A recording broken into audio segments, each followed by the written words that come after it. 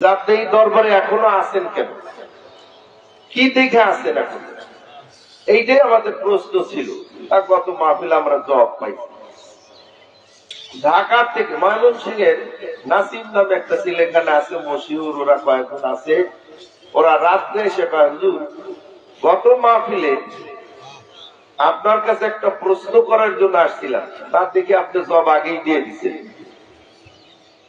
তোমাদের প্রশ্নটা কি ছিল একটু জানতে পারি কি? যে আপনি এই দরবারে এখনো আছেন কেন? কি দেখে আছেন এখন? এইটাই আমাদের প্রশ্ন ছিল। আর গত মাহফিল আমরা জবাব পাইছি।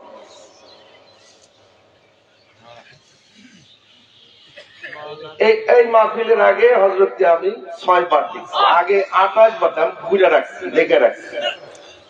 আগে 28 বার দেখেছি।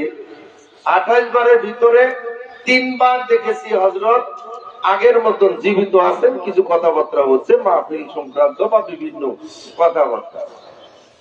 আর বাকি 25 বার দেখেছি হযরত দুনিয়া থেকে চলে গেছেন। ওনাকে ওই জগৎ সম্পর্কে জিজ্ঞাসাবাদ করেছি, আমাদের দিক নির্দেশনা কি তা জিজ্ঞাসাবাদ করেছি।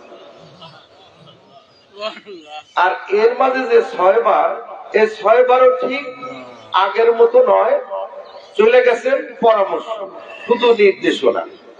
আমি একদিন জিজ্ঞাসা করলাম আগে, হযরত কিছু নসিহত পেশ করেন। আমাকে হযরত নির্দেশ করলেন চাচাজানকে কিছু পরামর্শ দেওয়া, যে এই পরামর্শ দিবা। আমি নিজেকে চিন্তা করলাম, আমি কেমনে তাকে কথাগুলো বললাম। আমি আর বলি নাই।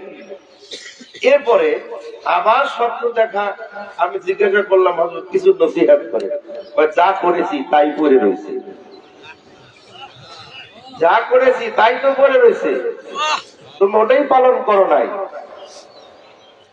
সকালবেলা আমি খাদেম সাহেব হুজুরের ফোন দিছি যে কেমনে আমি বলি। আপনি বলেন, যেমন নির্দেশ পাইছে তেমনি বলেন। তা চাচাজানকে আমি কিছু কথা বললাম। বাপজান বললেন যে যেহেতু মুরব্বী পরামর্শ দিছে, দিলে আমাকে আরো বলবে, নির্দ্বিধায় বলবে। তো আমি মনে করি এই বাংলাদেশ জমিয়াতুস সালিকিন, এই সংগঠনটা এখনো শায়খ মুর্শিদ আল্লাহ বা রাসূল বুরির পরামর্শে চলে। আমাদের কর্মীরা যে দেখে না তা কিন্তু, এই যে একবার এলোমেলো, কোন দিকে যাব যাবে না, কর্মীরা কোন দিকে যাবে যাবে না। তো একটু সমস্যার কারণে হযরতের এক খলিফা এদিকে আসবেন, মন আছে, কিন্তু তিনি ওনার ব্যক্তিগত সমস্যার কারণে তিনি আসতেছেন না। ওনার স্ত্রীর অপারেশন ছিল। এখন হযরত স্বপ্নে বলতেছে, কি রে তুই আসবি না? হযরত আমি আসতেছি। সকালবেলা ফোন দিছে, থাকা হইল না, একটা দৌড়া চলে আসছে। তাহলে এগুলো কি? হযরতের পরামর্শ এখন এই জমিয়ত চলে, চলবে ইনশাআল্লাহ। দরকার আমাদের ইতিকাদ। আমাদের কি দরকার? মজবুত ইতিকাদ। এই মজবুত ইতিকাদ দিয়ে যদি আমরা জুড়ে থাকতে পারি, ধরে থাকতে পারি, আগাইতে পারি, তাহলে আমরাও কামিয়াব হব। কি কামিয়াব দরকার ভাই? চোখ বন্ধ করলে আরো সাজিম দেখবো, এটা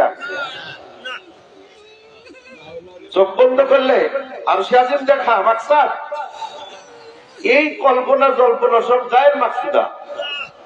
মাকসাদ হলো রিজায়ে মাওলা। সে আমার উপরে রাজি আছে নি, খুশি আছে কিনা, এটাই হলো আমাদের দরকার। কি বলেন? ওনার রাজি আর খুশি আমাদের ওই সময় দরকার হবে যেই সময় মালাকুল মউত আমাদের কাছে আসবে।